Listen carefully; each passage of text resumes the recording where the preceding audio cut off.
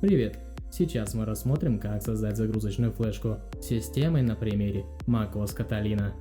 Для этого нам потребуется сама система macOS Catalina, флеш-накопитель объемом от 16 ГБ и встроенные утилиты системы Apple.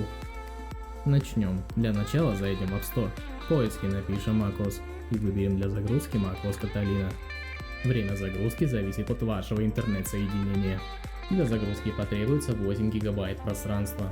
После загрузки она откроется для установки. Мы завершаем установщик и подключаем флешку к ноутбуку. Далее запускаем дисковую утилиту. Она находится в разделе «Другие». Если в первый раз запускаете программу, то будут отображаться не все диски, а лишь их тома. Кнопкой «Вид» можно переключить в режим отображения всех устройств. Затем выбираем флешку. Нажимаем «Стереть» и выбираем схему раздела GUID. Форматируем macOS Extended и любое название, например OSX. После форматирования закрываем утилиту и открываем терминал, в котором мы запустим запись системы на накопитель.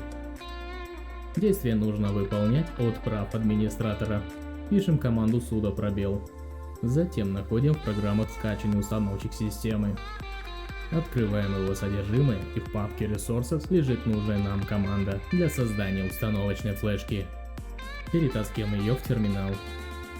Затем после пути команде добавляем ключ Volume и путь к диску. В данном случае у нас он называется OSX.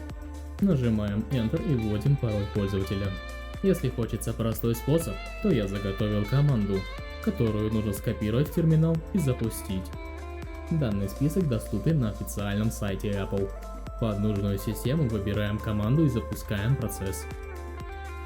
Процесс в среднем длится минут 7-10, и в дальнейшем нужно закрыть терминал и извлечь флешку. На устройстве, где планируется установка, нужно запуститься зажатой клавишей Option и следовать инструкциям программы установки.